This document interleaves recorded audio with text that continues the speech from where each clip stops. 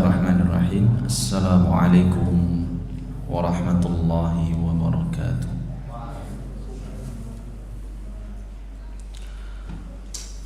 Alhamdulillahi wa kafa, wassalatu wassalamu ala nabiyyina Mustafa wa ala alihi wa sahbihi wa man ihtada. Qala Allah ta'ala fil Qur'anil Karim, ya ayyuhalladzina amanu taqullaha haqqa tuqatih wa la tamutunna illa wa antum muslimun, amma ba'd. Hadirin hadirat jamaah yang dimuliakan Allah Subhanahu wa taala. Alhamdulillah, kita memuji Allah Subhanahu wa taala mengawali aktivitas kita pada malam hari ini. Kita bersyukur kepada Allah atas berbagai macam kenikmatan yang senantiasa terus mengalir kepada kita sampai detik ini. Kemudian selanjutnya kita akan melanjutkan pembacaan kitab Syarah Aqidah Ahlussunnah wal Jamaah yang ditulis oleh Al-Ustaz Yazid bin Abdul Qadir Jawaz rahimahullah. Adapun bahasan pada malam hari ini yaitu subtema penjelasan sikap Ahlussunnah wal Jamaah terhadap ilmu kalam, atau sikap Ahlussunnah terhadap ilmu kalam.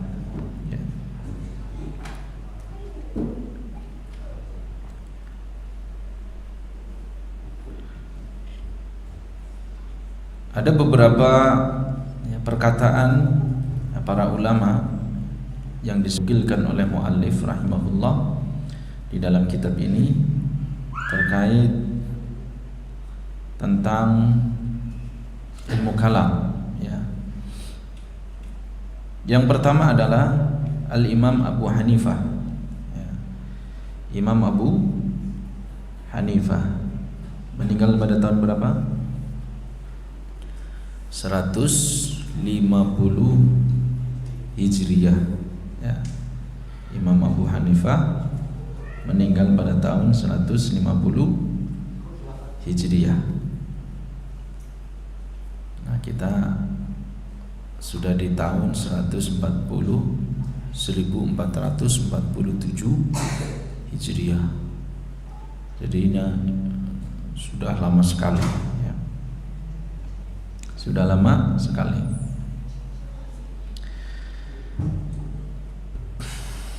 Apa yang dikatakan oleh Imam Abu Hanifah terhadap ilmu kalam?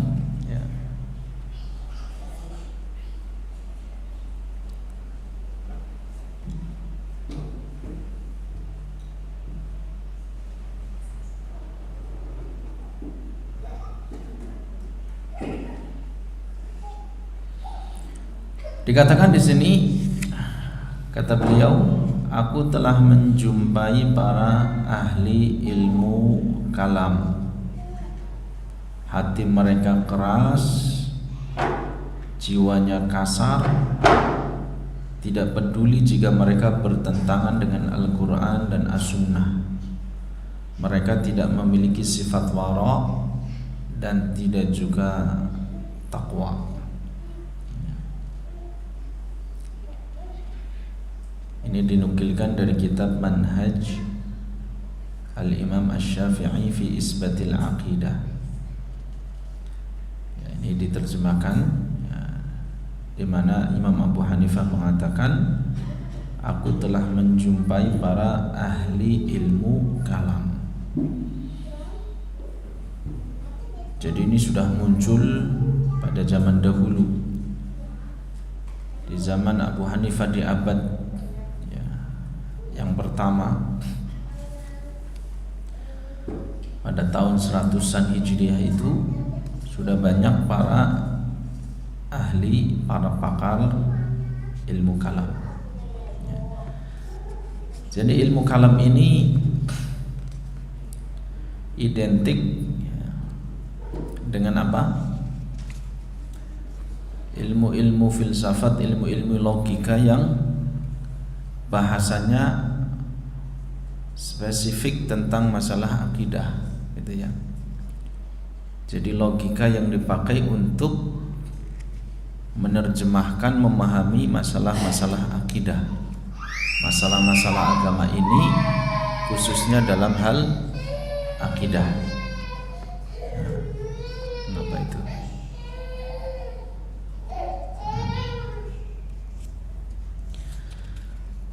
Nah, dikatakan oleh Imam Abu Hanifah bahwa aku telah menjumpai para ahli ilmu kalam. Berarti kalau ketemu, berjumpa itu yang maksud di sini apa? Jumpa apa? Apa? Berjumpa, ketemu, cuma tuk-patuk kan enggak. Yang dimaksud aku menjumpai para pakar ilmu kalam berarti sudah dialog, ya, sudah berbicara, sudah berkomunikasi, nah, sudah ada percakapan di situ, ada dialog. Nah, kesimpulan dari Imam Abu Hanifah mengatakan bahwa hati mereka itu keras, hatinya itu keras. Apa yang dimaksud hatinya keras?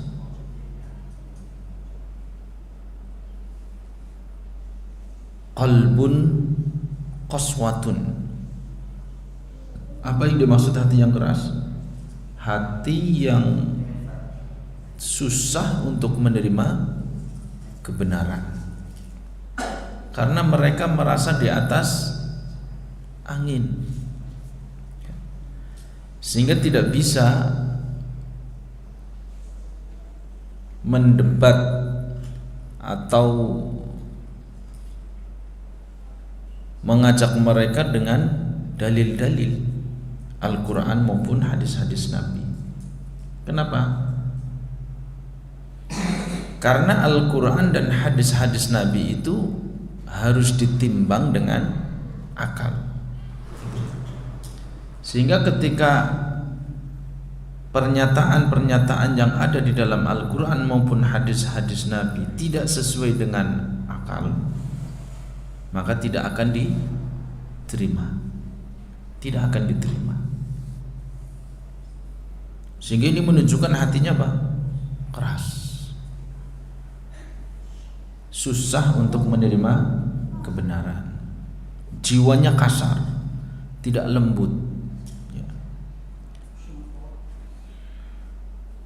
Sehingga dia tidak peduli jika pemikirannya, pemahamannya itu bertentangan dengan Al-Quran dan As-Sunnah, Al-Quran dan hadis-hadis Nabi, ya. Kalau ini sudah bertentangan dengan Al-Quran dan hadis-hadis Nabi, maka yang muncul apa? Yang muncul adalah dari sikapnya, dari ucapannya. Maka tidak ada ucapan-ucapan, sikap-sikap takut kepada Allah Subhanahu wa taala, kehati-hatian, tidak mencerminkan sikap takwa kepada Allah Subhanahu wa taala, ya. Misalkan kita kasih contoh, pernah terjadi hiwar atau perdebatan, dialog antara Al-Imam Ahmad bin Hanbal rahimahullah, ya, ketika beliau itu di penjara.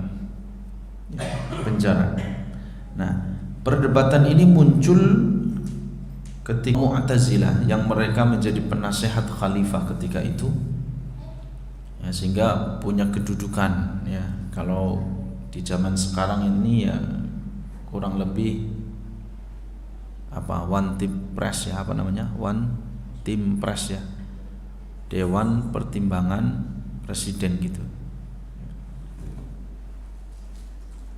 Nah, kelompok-kelompok Mu'tazilah ini mereka adalah kelompok-kelompok yang dijadikan sebagai Dewan Pertimbangan Khalifah, ya, penasehat Khalifah, pemimpin. Nah, ketika itu terjadilah yang disebut dengan ayyamul mihnah, hari-hari terjadinya fitnah, ujian. Tentang apa? Tentang khalqul Quran. Apakah Al-Quran itu makhluk atau ghairu makhluk? Karena ini akan menjadi madhab pemerintah, ya. Jadi siapa saja yang tidak sesuai dengan pendapat pemerintah maka akan dipenjara. Nah, termasuk ya, di antara rakyat yang begitu sangat kuat dengan prinsipnya tentang bahwa Al-Quran itu bukan makhluk adalah seorang ulama yang luar biasa, ulama ahlu sunnah, yaitu Al-Imam Ahmad rahimahullah, sehingga beliau dipenjara. Nah, di sela-sela penjara itu terjadi perdebatan di depan Khalifah Al-Mu'tasim billah. Di antaranya ditanyakan kepada Khalifah, ditanyakan kepada Imam Ahmad. Khalifah memerintahkan kepada ulama-ulama Mu'tazilah, coba tanyakan, uji Imam Ahmad, gitu ya. Imam Ahmad, apa yang dikatakan oleh salah satu ulama dari Mu'tazilah yang bernama Ibnu Abi Duat, ya, Ibnu Abi Duat, dia bertanya kepada Imam Ahmad. Apa yang dikatakan? Ya Aba Abdillah, wahai ayahnya Abdullah, coba perhatikan terhadap firman Allah Subhanahu wa taala yang disebutkan di dalam surat Az-Zumar, ya, kalau tidak keliru surat Az-Zumar. Allahu khaliqu kulli syai'in.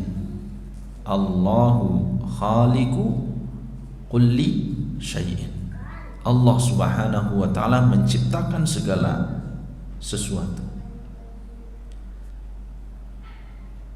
Lalu Ibnu Abi Duat mengatakan, berdasarkan ayat tersebut kita pahami Al-Qur'anu syai' am ghairu syai'. Al-Qur'an itu sesuatu atau bukan sesuatu, ya. Jadi ngetes Imam Ahmad, Al-Qur'an itu masuk dalam syai'un am ghairu syai'in, sesuatu atau bukan sesuatu. Jawaban Imam Ahmad, Al-Qur'anu syai'. Al-Qur'an itu adalah sesuatu. Nah, kena kan? Kata Ibnu Abi Duat, kena kamu. Nah, kalau Al-Qur'an itu sesuatu, maka berdasarkan firman Allah di dalam surat Az-Zumar, Allahu khaliqu kulli syai'. Allah pencipta segala sesuatu. Berarti Al-Qur'an masuk ke dalam dakhilun fi makna syai'. Berarti Al-Qur'an termasuk sesuatu yang Allah ciptakan. Kesimpulannya Al-Qur'anu syai' wal Qur'anu makhluk. Kalau demikian berarti Al-Qur'an makhluk. Masuk akal enggak? Masuk akal. Ya kan? Dalilnya dari Al-Qur'an. Ya enggak, Pak? Halil Qur'anu syai' am ghairi syai'? Santai Imam Ahmad. Al-Qur'anu syai'. Kalau Al-Qur'anu syai', idzan tahta qaulillahi ta'ala Allahu khaliqu kulli syai'. Allah menciptakan segala sesuatu. Allah pencipta segala sesuatu. Kalau Al-Qur'an masuk dalam kategori syai', berarti Al-Qur'an diciptakan oleh Allah. Berarti Al-Qur'an makhluk. Iya ya, kan gitu. Lalu Imam Ahmad balik nanya, hal ilmullahi makhluk am ghairu makhluk? Ilmu Allah itu makhluk atau bukan makhluk? Diam. Ibnu Abi Duat diam. Kalau ilmu Allah itu makhluk, maka Al-Quran itu makhluk. Kemudian Imam Ahmad juga dia membawakan sebuah ayat. Wahai Ibnu Abi Duat, coba perhatikan firman Allah Subhanahu wa taala di dalam surat Al-Ahqaf. Allah Subhanahu wa taala berfirman yang menceritakan tentang bagaimana Allah menggambarkan kondisi kaum Ad yang dihancurkan oleh Allah Subhanahu wa taala dengan makhluk ciptaannya yang bernama rih, angin. Apa kata Allah Subhanahu wa taala? Mengkisahkan tentang bagaimana keadaan kaum Ad. Kata Allah, tudammiru kulla syai'in bi amri rabbiha. Jadi rih ini, angin ini menghancurkan segala sesuatu dengan perintah Allah Subhanahu wa taala. Jadi seluruh ya,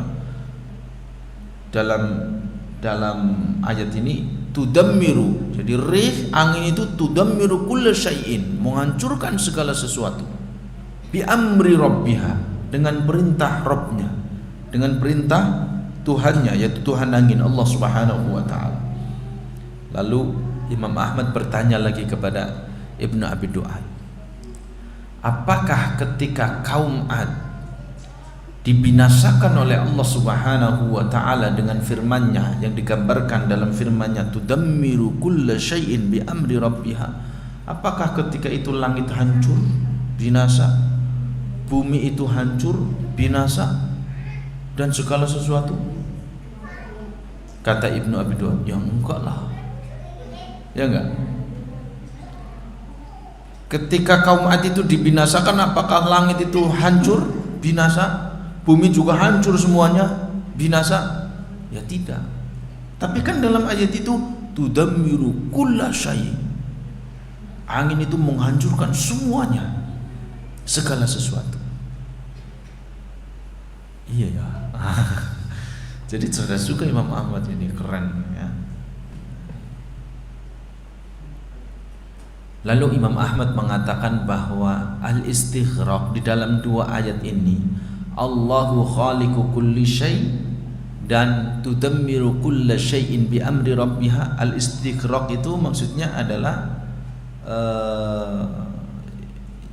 apa istilahnya, komprehensif, keumuman, keuniversalan ya, keuniversalan atau keumuman ya, keluasan lafaz, makna lafaz tersebut itu ada batasannya, bahwa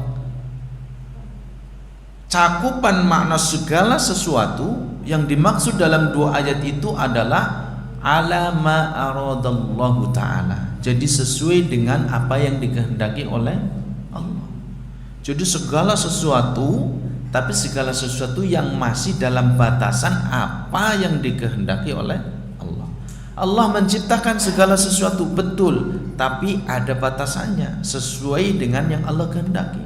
Al-Quran tidak masuk dalam ini, sehingga Al-Quran bukan makhluk, karena Al-Quran itu termasuk ilmu Allah, dan ilmu Allah itu bukan makhluk. Demikian juga ketika angin yang diperintahkan oleh Allah untuk menghancurkan segala sesuatu, ketika membinasakan kaum Ad, tidak semuanya dihancurkan, langit, bumi, segala sesuatu, tapi apa yang Allah kehendaki, hanya sebatas negeri yang ditempati oleh kaum Ad dan apa yang ada di dalamnya, tidak semuanya. Jadi ada batasannya. Nah, ujung-ujungnya apa? Al-Mu'tasim ya tidak mau mengikuti, tetap memerintahkan Imam Ahmad disiksa lagi, dicambuk, kemudian di penjara lagi. Jadi bisikan-bisikan ini bitonata su ya, penasehat-penasehat yang su, yang buruk ini sangat menentukan arah kebijakan seorang pemimpin. Nah, kemudian ada satu kisah lagi ya, saya bacakan di sini tentang perdebatan antara Mu'tasim dengan Al-Imam Ahmad rahimahullah.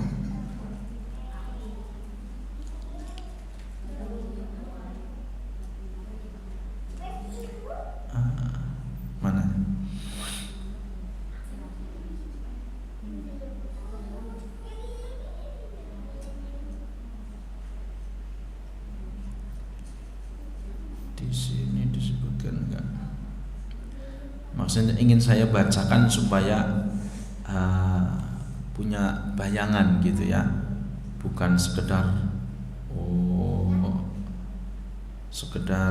sekedar kesimpulan saja.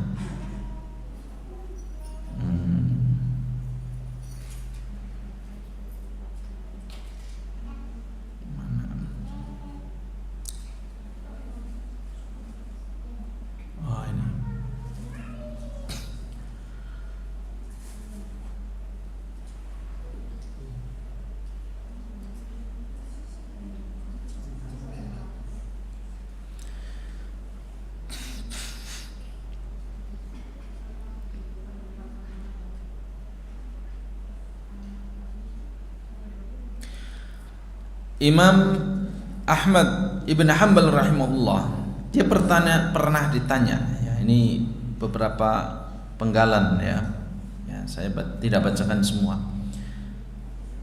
Al-Mu'tasim dia bertanya, kaifa kunta al-barihah? Ditanya, bagaimana keadaanmu wahai Imam Ahmad pada malam hari, semalam? Apa yang Anda lakukan semalam? Kata Imam Ahmad, bi khairin walhamdulillah. Alhamdulillah, saya dalam keadaan sehat, tidak kurang satu apapun. Illa anni ra'aitu ya amiral mu'minin fi mahbasika amran ajaban. Kecuali aku melihat ya, atau bermimpi sesuatu yang menakjubkan. Kata Amirul Mukminin Al-Mu'tasim billah, wa ma ra'ait? Apa yang Anda impikan? Apa yang Anda rasa mimpi gitu ya? Yang Anda rasakan dalam mimpi itu.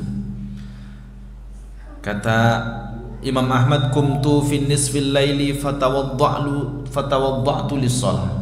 Aku bangun di tengah malam. Ya, kurang lebih jam 12 ya, jam 1 malam lah.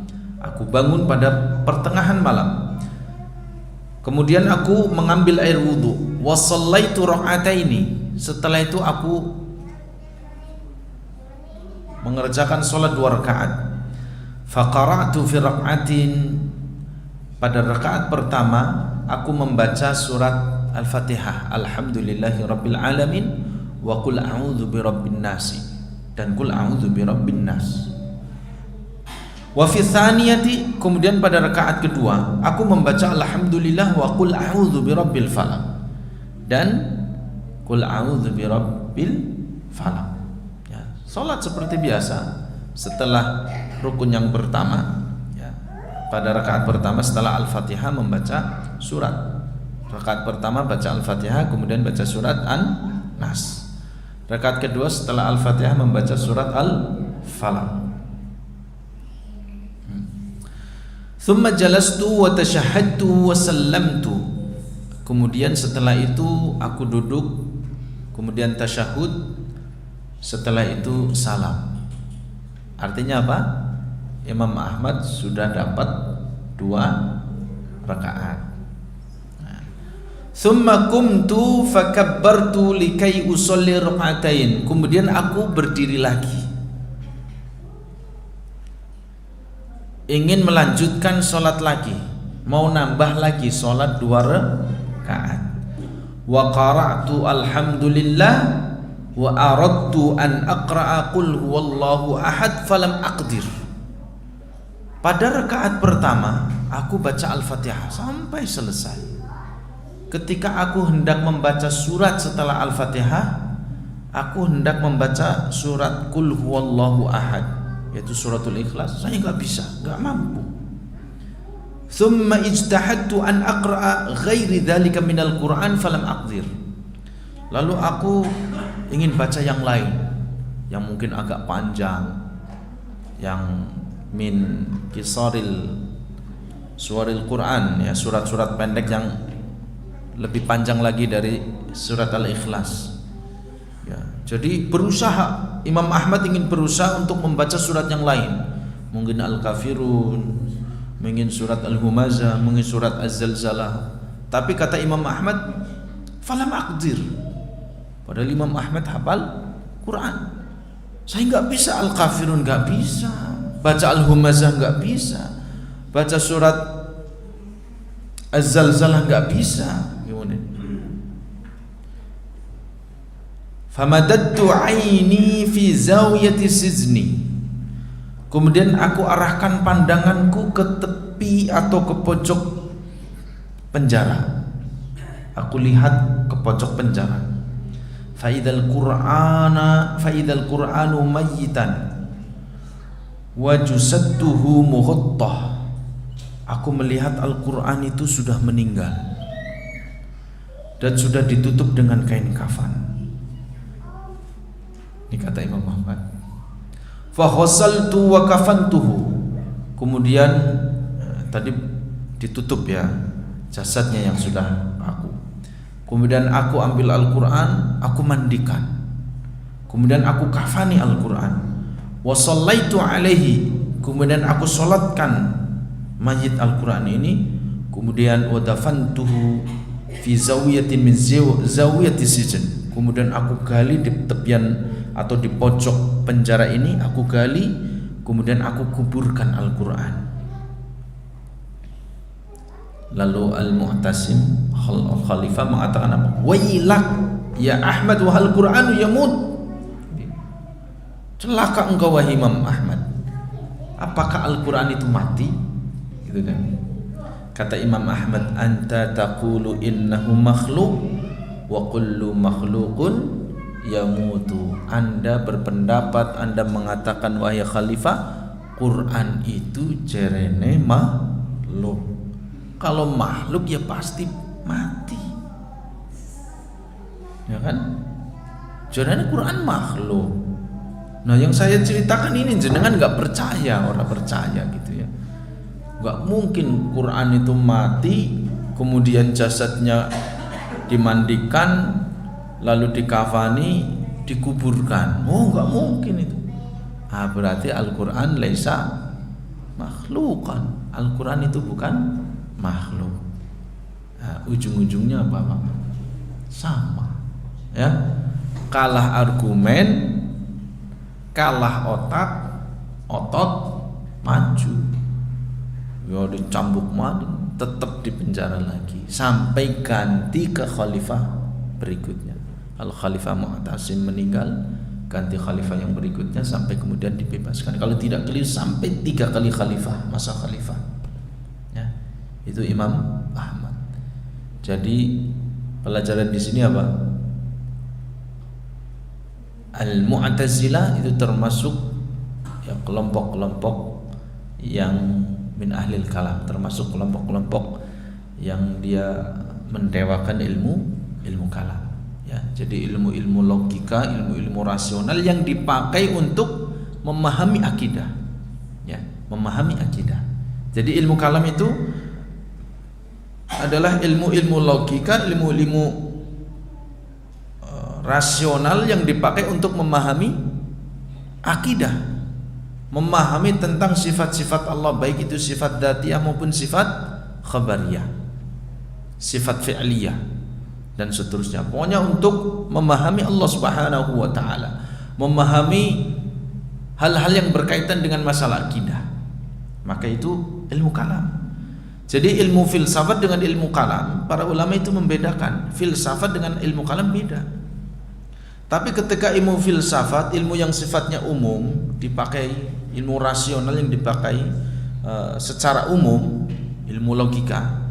Tapi kalau sudah dia merembet masalah akidah Islam, keyakinan Islam, ilmu filsafat, kaidah-kaidah filsafat, ya teori-teori filsafat dipakai untuk memahami tentang zat Allah, memahami tentang perbuatan Allah, memahami tentang surga dan neraka dan seterusnya, perkara-perkara masalah akidah, maka itu masuk dalam kategori ilmu kalam. Yang tadinya sifatnya umum, maka masuk dalam ilmu kalam. Nah, jadi ilmu kalam itu lebih spesifik lagi. Ilmu logika, ilmu logika rasional yang dipakai untuk memahami perkara-perkara akidah. Adapun ilmu filsafat lebih umum. Tapi kalau ilmu filsafat teorinya itu dipakai untuk memahami akidah, di mana akal itu didewakan daripada Al-Quran dan hadis, maka juga masuk dalam ilmu kalam yang banyak dicela oleh para ulama. Di antaranya tadi ini perkataan Imam Abu Hanifah, aku telah menjumpai banyak ahli ilmu kalam, hati mereka keras. Sudah dijelaskan tadi ketika Imam Ahmad berdebat dengan Ibnu Abi Duat, sudah kalah argumentasi. Secara ini juga nalar yang fitrah, ya, nalar yang bersih, akal sehat. Tadi dijelaskan dia tidak mau kalah, maka memang dia hatinya keras, tidak mau menerima kebenaran, jiwanya kasar, tidak peduli meskipun bertentangan dengan Al-Quran maupun As-Sunnah. Kemudian Imam Abu Hanifah juga dia ditanya, ya,